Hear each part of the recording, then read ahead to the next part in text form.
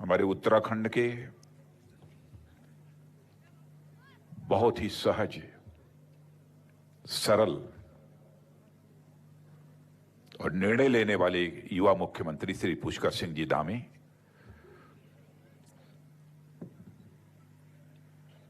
और उत्तराखंड सरकार के पूर्व मंत्री और इस राज्य के अध्यक्ष श्रीमान मदन जी कौशिक, रक्षा राज्य मंत्री मेरे सहयोगी श्री अजय जी भट्ट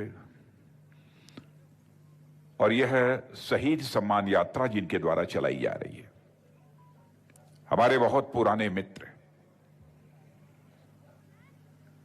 और बहुत ही बराबर प्रारंभ से मैंने देखा है इनको युवावस्था में भी जो जोश खरोश इनके अंदर मैंने युवावस्था में ही देखा था, वही जोश खरोश अब भी इनके अंदर देखने में मिलता है। ऐसे सैनिक कल्याण मंत्री श्री गणेश जी जोशी, बिशन सिंह जी जुपाल मंत्री, श्री अजय टमटा जी हमारे लोकप्रिय सांसद, श्रीमती चंद्रा पंत जी विधायक और वीरेंद्र सिंह जी वलिया जिलाध्यक्ष भाजपा, श्रीमती दीपिका बोहरा जिला पंचायत अध्यक्ष, श्री राजन जी रावत नगर पालिका अध्यक्ष, श्री केदार जी जोशी पूर्व राज्य मंत्री और श्री पुनीत मित्तल और इस सभा में बैठे हुए हमारे सभी सम्मानित पूर्व सैनिक, कुछ भी कहने के पहले अपनी बाईं तरफ, क्योंकि ज्यों ही इस मैदान में मैंने प्रवेश लिया मुझे यह बतलाया गया कि हमारी वीरांगना माताएं और बहनें यहां पर बैठी हुई हैं, पहले उनका दर्शन करना चाहिए। तो बहनों भाइयों, सबसे पहले उनका दर्शन करने के लिए मैं वहां गया। कुछ भी मैं बोलना प्रारंभ करूं उसके पहले सभी अपनी इन वीरांगना माताओं बहनों के समक्ष अपना शीश झुकाकर उन्हें मैं प्रणाम करता हूं और जो हमारे शहीद हुए हैं उनकी स्मृति को भी मैं नमन करता हूं। और मैं श्री गणेश जोशी को बधाई देना चाहता हूं कि उन्होंने यहां के मुख्यमंत्री जी की सहमति से, पुष्कर सिंह धामी की सहमति से यह फैसला किया और मदन कौशिक जी की सहमति से फैसला किया कि इस देश की आन बान शान की रक्षा करने के लिए अपनी जिंदगी न्यौछावर करने वाले और जिंदगी न्यौछावर करने वाले ऐसे वीर, ऐसे शहीदों के लिए उनके सम्मान में हम एक यात्रा प्रारंभ करेंगे।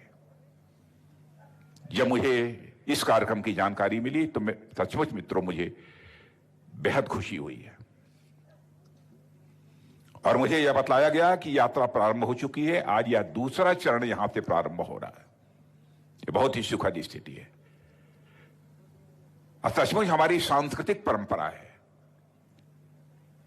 हमारी सांस्कृतिक परंपरा है कि जो देश के लिए अपनी जिंदगी न्यौछावर करते हैं अथवा देश के लिए अपना सब कुछ दांव पर लगा देते हैं, उनको लोग देव तुल्य मानते हैं। हमारे यहां कहा भी गया है, जननी जन्मभूमिश्च स्वर्गादपि गरीयसी। जननी और जन्मभूमि दोनों स्वर्ग के समान होते हैं। इसलिए उस जन्मभूमि की रक्षा के लिए अपना सर्वस्व न्यौछावर कर देना यह कोई छोटी बात नहीं है। मैं उत्तराखंड राज्य के सभी लोगों के, सभी परिवारों के प्रति सम्मान की अभिव्यक्ति करना चाहता हूं, जिन परिवारों के लोगों ने भारत माता की मान सम्मान स्वाभिमान की रक्षा करने के लिए अपने प्राणों की आहुति दी है। उत्तराखंड का जहां तक प्रश्न है, यह देवभूमि भी है, तपोभूमि भी है, वीर भूमि भी है और मुझे बतलाया गया है कि यहां पर अब सैन्य धाम बनेगा। मैं जानता हूं कि यहां पर 4 धाम हैं, गंगोत्री धाम, यमुनोत्री धाम, केदार धाम और बद्री धाम। ये 4 धाम हैं और यदि उत्तराखंड सरकार यहां पर चौथा धाम सैन्य धाम बना देती है तो मैं समझता हूं कि यह 5वां धाम होगा इस उत्तराखंड की धरती पर, बहनों भाइयों। और मैं मुख्यमंत्री जी से आग्रह करना चाहूंगा, गणेश जी को भी मैं कहना चाहता हूं, यह सैन्य धाम जो बनना चाहिए, ऐसा वैसा सैन्य धाम नहीं बनना चाहिए, औपचारिकता पूरी नहीं की जानी चाहिए। जितने भी हमारे शहीद हुए हैं, उन शहीद परिवारों से मिट्टी वहां आनी चाहिए और ठीक तरीके से कलश में उसकी वहां पर पूजा विधिवत की जानी चाहिए। तब सैन्य धाम का निर्माण प्रारंभ होना चाहिए। और यह भी संकल्प होना चाहिए कि भविष्य में भी जो भी हमारे उत्तराखंड के बहादुर भारत भूमि की रक्षा करने के लिए अपनी शहादत देंगे, उन परिवारों की भी मिट्टी यहां आएगी और सैन्य धाम में ही वह स्थापित की जाएगी। यह भी संकल्प लेने की आवश्यकता है। और मैं तो यह भी कहना चाहूंगा, वहां पर इस प्रकार की भी व्यवस्था होनी चाहिए कि ठीक तरीके से जितने भी शहीद हुए हमारे उत्तराखंड राज्य के, सभी का नाम और गांव यह वहां पर अंकित होना चाहिए। सभी का नाम और गांव अंकित होना चाहिए।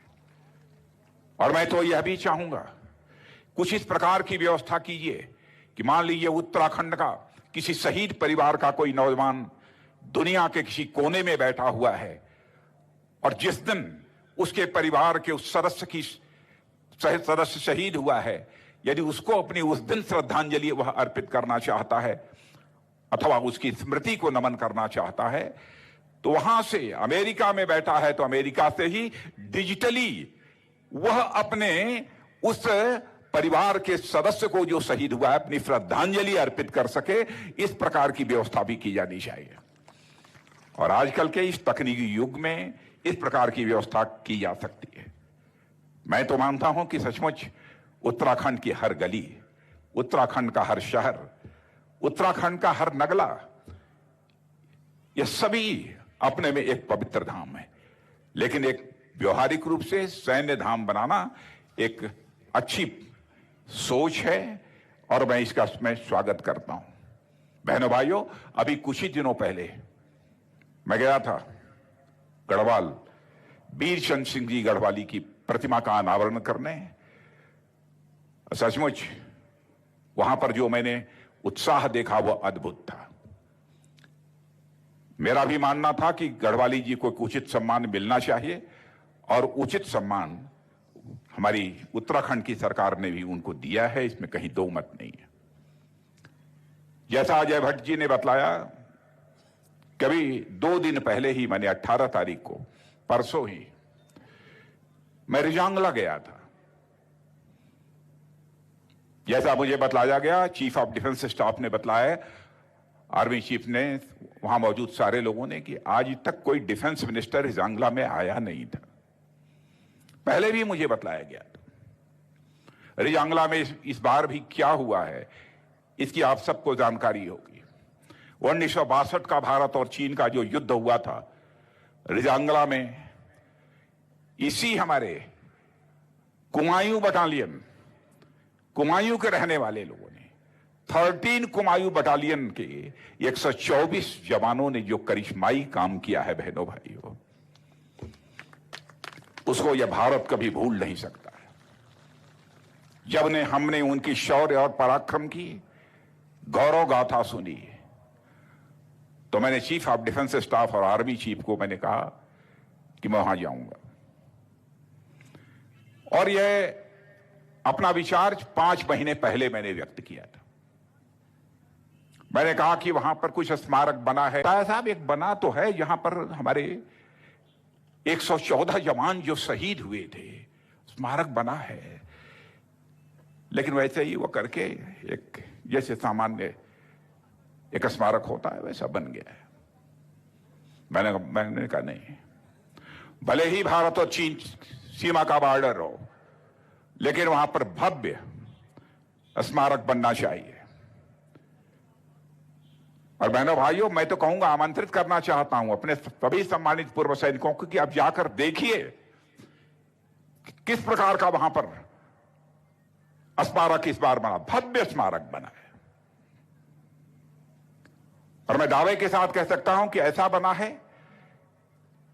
कि अब भारत के कोने कोने लोगों से जब उन लोगों को जानकारी प्राप्त होगी तो वे देखने के लिए जाएंगे कि रियांगला में अब कैसा स्मारक बना है इतने वर्षों के बाद। वहां पर भी अपने बहादुर कुमायूं बटालियन के नौजवानों को श्रद्धांजलि अर्पित करने के लिए मैं वहां गया था। क्या बहादुर की थी हमारे कुमायूं बटालियन के वीर जवानों ने। बहनों भाइयों, जैसा मुझे बतलाया गया कि 114 हमारे जवान शहीद हुए थे और 114 जवान उन्होंने भी करिश्माई काम किया था। बतलाया गया मुझे कि लगभग 1200 से अधिक चीनियों को मारने में भी उन्होंने कामयाबी हासिल की थी। मेजर शैतान सिंह का नाम आपने सुना होगा, उन्हीं के नेतृत्व में वहां की लड़ाई लड़ी गई थी। तरह तरह की दास्तां लोगों के मुंह के द्वारा उन्हें सुनने को मिलती है। वहां जब मैं गया तो एक रिटायर्ड ब्रिगेडियर जो कि उस कंपनी को कमांड करने वाले थे, कंपनी कमांडर आरवी जटार, वो हमको मिले। उम्र काफी अधिक थी, 27 रही होगी, 28 87 रही होगी, 90 रही होगी, ऐसे ही आसपास की उम्र थी। और वहां पर -20 डिग्री